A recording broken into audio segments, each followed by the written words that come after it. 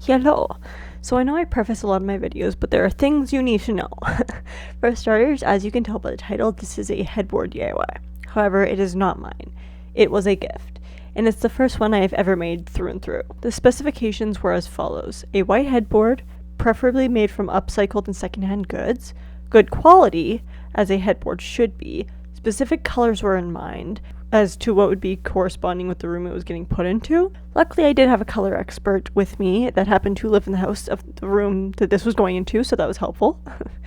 And some kind of decorative element to keep the foam portion in place. Oh, and of course, the foam portion. So for one, to get as many secondhand materials as I could, I stopped by a restore store, which was actually my first time ever being in one.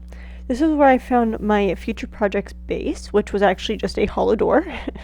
For the fabric, though, it's taking a video so that I can get the colors. That's a really good idea. It would have taken far too long to find the amount that I would need in the right shade secondhand, so we picked up some at Lens, which again was my first time going. Pro tip of sorts, if you would consider me a pro. There were a couple of options to choose from that fit our criteria, so I took videos of each of the options that had the colors in them, the location of the aisle, the number, and the name, so it would be very easy to go back and find the exact one I was looking for. Finally, it was time to start. Yes, the door is a white door, but a stark white is what was wanted. So I ended up painting it, and because this was a secondhand door, so this is what I paid for it. Tell me why this is dated in December, but this, months earlier, is dated in... Why did I pay $5 extra to get it? How does that make sense? I didn't know what it had been through in its past life or lives, so I washed it down, rinsed it, sanded, and wiped it down one last time before coming in with a white paint. Well, primer, but it painted just the same.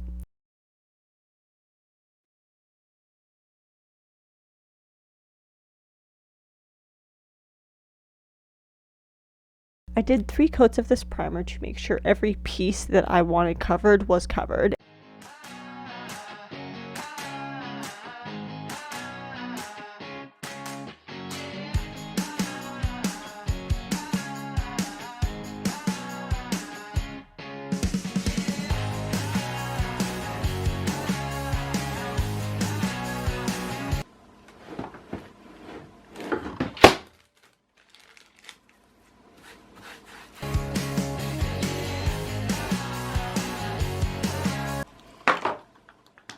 And then the last layer I used a roller so that there would be no streaks.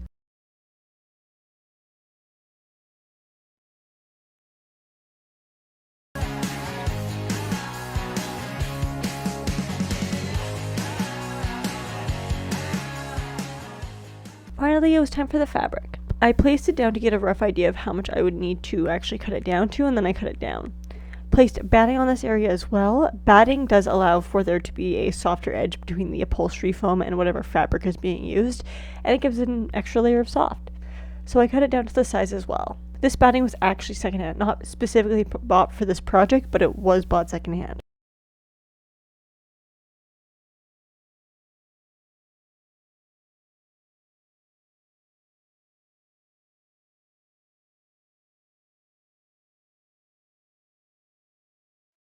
As these 2 materials were stacked on top of each other, I folded both of the edges in and stapled it into place, all along the left-hand side. Only a few at first to keep it in place while I flipped it over and placed the foam down. Once again, I was lucky enough to get this secondhand from another project and had enough left over for this. I cut it down to size using both an X-Acto knife and way too tiny of a pair of scissors.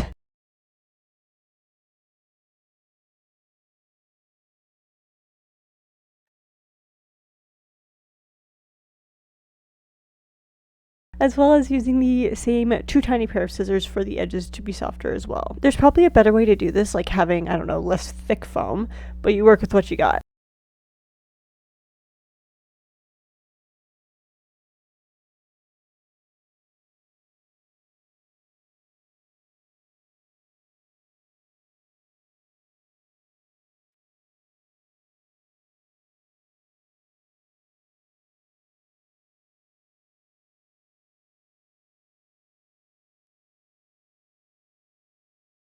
Placing the batting and the fabric layer back over top of the foam and pulling it taut.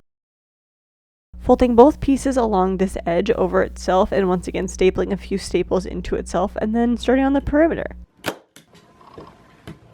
continuing to fold the pieces over and using as many staples as needed, but not too many yet. The staples are purely meant to hold them into place and will not be seen in the final product, but they are there because I have trust issues.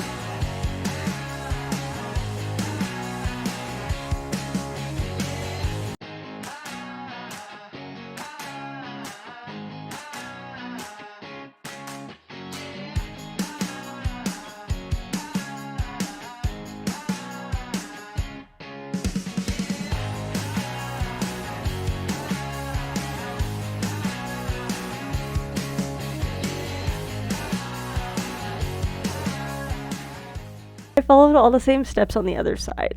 You may have noticed that this is a door, yes, and that the sides are not equal. At first this did bother me and I wasn't going to buy it until I realized that the people in the room this would be residing in were also not equal sizes. And it would perfectly dictate which side each person would go on, like a pretend line down the middle, which is fitting and funny.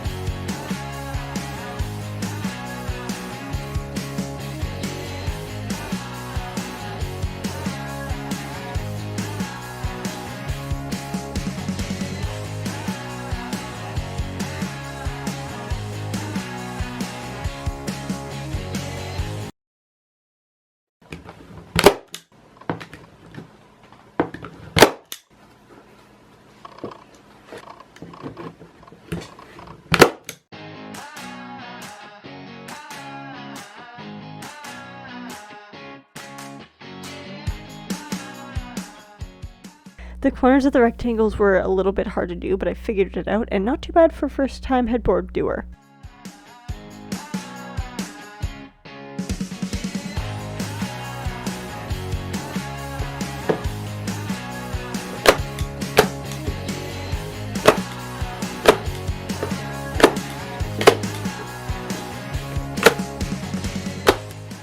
Continuing on to the decorative elements, though, they needed to be brass, and the possibility of upholstery nails was talked about. Did I think they were going to be this much of a hassle? Absolutely not.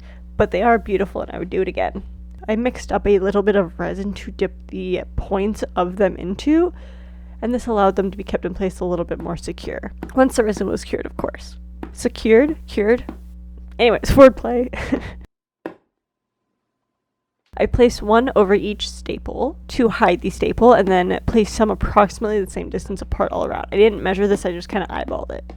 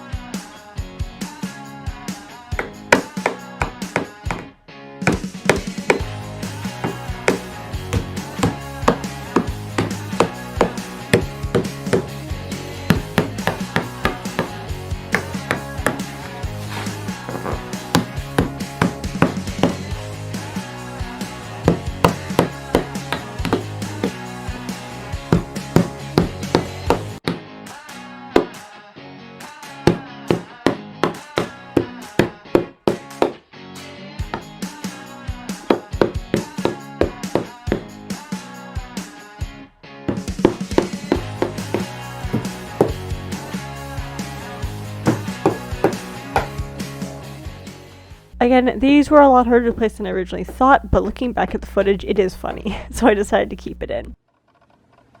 Oh. And I probably still have a few somewhere around the room.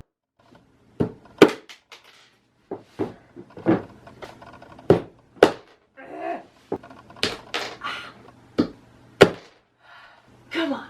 There we go. Okay. Ah.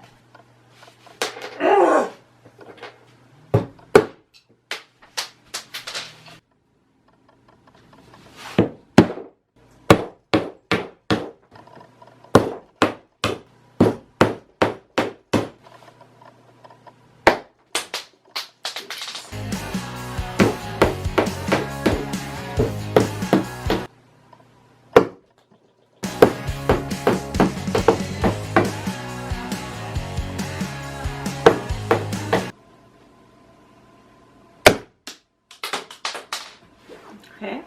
Oh. Okay, well, I guess that's just gonna be there in there forever.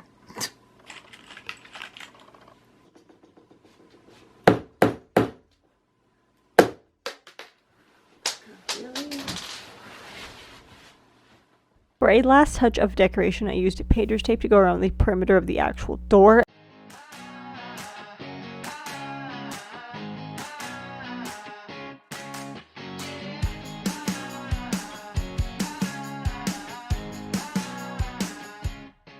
And then I used a metallic brass enamel acrylic paint, that is a mouthful, to paint across the outside. I did about 4 coats of this and used up basically the entire bottle.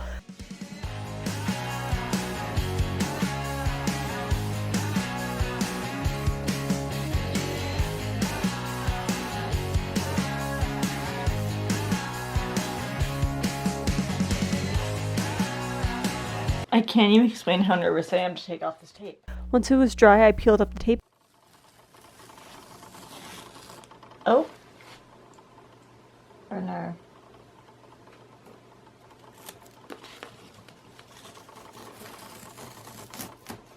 Okay.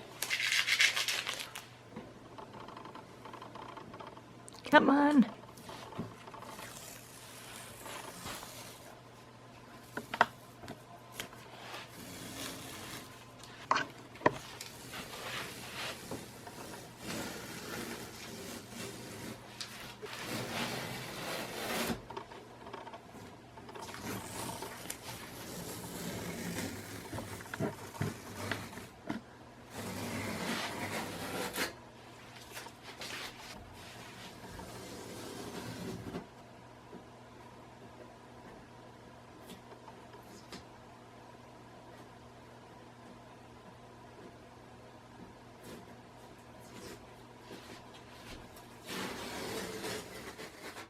And went over the entire piece, obviously excluding the fabric, with a non-yellowing wood sealant. Ow. This one is a water-based, so it was super easy to use and wipe off if I got it onto any places that it didn't need to be. Why? Oh my god.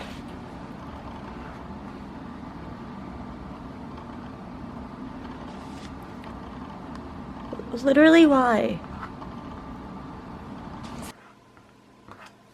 There we go. Okay. Let's try not to do that again.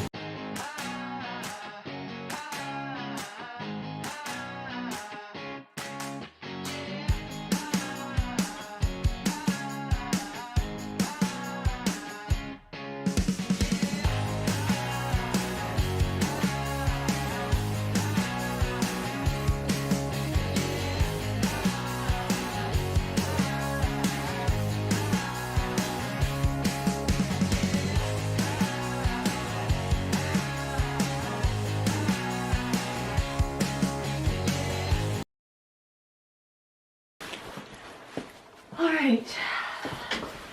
Gotta pack it up, let's go. While that was drying, I snuck over to the room that it would be going into. Well, luckily, it is on rollers. And got the measurements of the pieces I would be using to secure this into place. Okay, so at least this is set up how they would be, because Trish is on that side. Okay.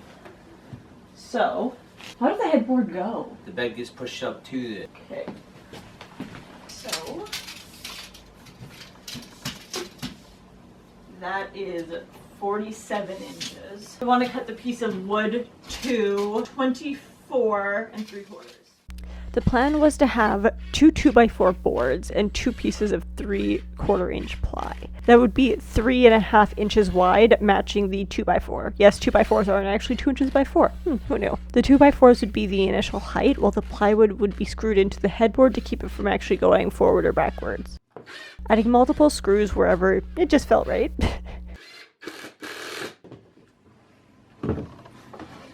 And repeat. Round 2. And away we go. Back to the bedroom, which sounds weird, and I did a dry fit, and then took the headboard and hid it where no one would be able to find it until it was meant to be found. Okay, can you hold that up like that? Can you let that go? No. Well, yes. Just don't touch it. You know what I really love? Is the brass. Is the brass. Yeah. That? Red. Yeah. Well, it's coral, but that's fine. Okay. Yeah! Sarah. And now it's costing me money to get this done. Ha! Are you good? Nope.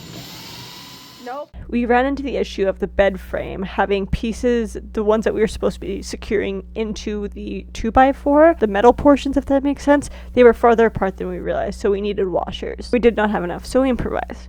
Yes, that is a dime. I think you went through it. Just don't touch it, it's going to be hot. Try the other side. I'm just saying. Oh. What'd you say? No, really hot. Leave it alone. Why are you touching it? Okay, guys, why don't we put it in there so you can hold it like this?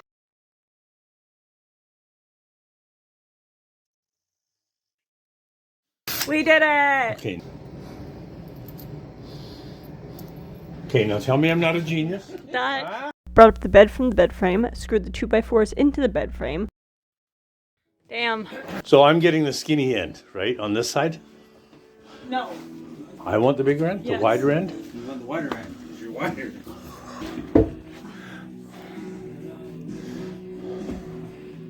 Look at that. Look at that. You've even got gold trim on it. That's nice. 3 on each side, we should be ample. Screwed the ply into the back of the headboard.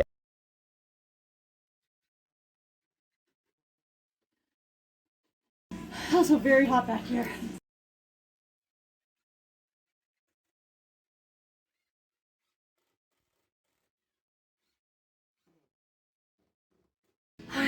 You got yourself a headboard. And then added the bed back on the bed frame.